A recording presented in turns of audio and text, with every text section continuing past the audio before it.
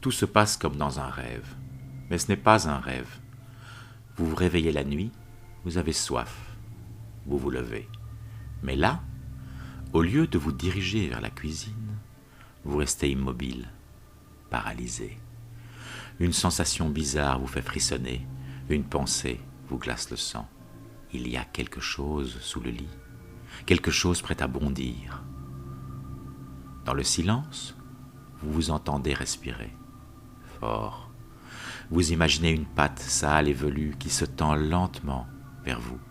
Elle est tout près, et si vous ne bougez pas, elle va vous attraper le mollet. Mais vous êtes figé, incapable de bouger le moindre muscle, anticipant avec angoisse ce contact froid et inhumain. 10 secondes passent, 20, 30, interminables secondes.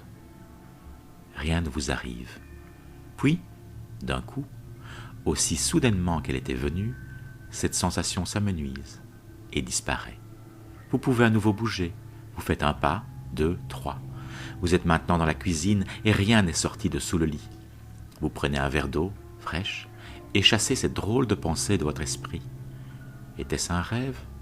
Forcément, ce n'était qu'un rêve. Il n'y a rien sous le lit, n'est-ce pas ?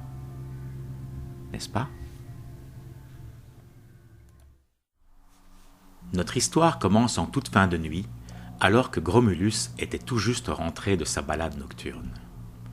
Il venait de regagner sa feuille de papier, avec ce petit son qui vous est désormais familier. Lorsque Parrain s'était réveillé. Et comme il avait soif, Parrain s'était levé, mais au lieu de se diriger vers la cuisine, il était resté debout à côté du lit, figé comme une statue. Gromulus observait Parrain immobile à côté du lit, et se demandait ce qui pouvait bien se passer. Après un fort long moment, alors que Gromulus commençait à s'inquiéter, Parrain bougea enfin et alla se chercher de l'eau. Gromulus le suivait du regard, toujours un peu inquiet, lorsque le 529e œil, celui qui louche, lui signala qu'il avait aperçu quelque chose d'étrange en face, sur le mur, juste au-dessus de la porte du placard. Un visage sur le mur, composé d'un sourire grimaçant et de 2 grands yeux rouges. Mais aussi rapidement qu'elle était apparue, cette vision étrange se dissipa. Un peu inquiet, Gromulus rembobina ses souvenirs et se les projeta à nouveau dans ses 2 têtes. Oui, effectivement, il y avait bien quelque chose sur le mur, un sourire, 2 grands yeux brillants. Mais un instant plus tard, ce curieux visage avait déjà disparu, comme avalé par le mur. Y aurait-il un monstre dans nos murs ? S'inquiéta Gromulus. Il faut que j'en sache plus, mais à qui demander ? Gromulus réfléchit quelques instants, puis il décida que le plus simple serait d'aller voir Pense-Livre, le monstre érudit qui réside dans une bibliothèque. Lui, il saura, murmura Gromulus, il a lu tellement de choses. J'irai le voir dès demain nuit. Le lendemain nuit, afin de ne pas laisser Parrain seul, des fois que le monstre dans le mur soit dangereux, Gromulus contacta Gromulette et lui demanda de venir veiller durant son absence. Dès qu'elle fut là, Gromulus se mit en route. Il se glissa rapidement par la porte-fenêtre entr'ouverte, puis il s'envola dans le ciel en direction de la bibliothèque. Arrivé, il trouva facilement Pense-Livre, qui était goulûment occupé à dévorer un bouquin. On le rappelle, Pense-Livre a une manière bien monstre à lui de lire. Lui, il avale les mots des livres, il les mâchouille pour en goûter tout le sens, puis il les recrache et les mots reprennent alors leur place dans le livre, comme si rien ne s'était passé. Pour nous les humains, tout cela est invisible. On ne voit pas que les livres ont été mâchouillés par Pense-Livre, ni qu'il dégouline désormais de sa bave. Mais revenons à notre histoire. « Et ça faisait longtemps qu'on ne t'avait vu à la bibliothèque » s'exclama Pense-Livre en voyant arriver Gromulus. « Que me vaut le plaisir ?» Après quelques joyeuses salutations, Gromulus lui expliqua toute l'affaire. « Je comprends, commenta Pense-Livre. Tu cherches des renseignements sur cette mystérieuse présence dans le mur. C'était comme un visage, c'est bien ça. Il me semble avoir déjà lu quelque chose à ce propos dans un fort ancien grimoire. Je vais aller le chercher dans la réserve des livres anciens et en remâchouiller quelques passages. » Sitôt dit, Pense-Livre se dirigea vers la réserve et en revint vite, portant un énorme livre poussiéreux à bout de bras.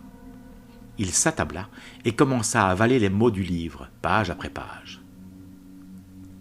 Après un moment, Pense-Livre recracha les mots à leur place, referma le livre et regarda Gromulus.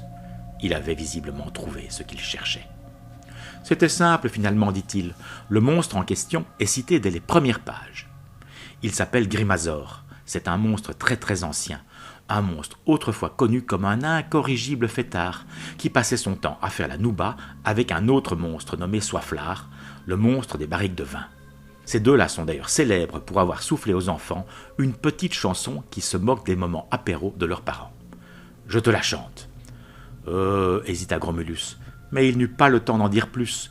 Pense-Livre s'était déjà mis à chanter, adoptant pour l'occasion une voix de fillette plus vraie que nature. Dame, dame, j'ai bu du vent, dame, dame, trop bu du vent, dame, dame, j'ai mal au cœur, dame, dame, trop mal au cœur, dame, dame, j'appelle docteur, dame, dame, il est venu, dame, dame, il est reparti, dame, dame, très loin d'ici, dame, dame, pourquoi, dame, pourquoi?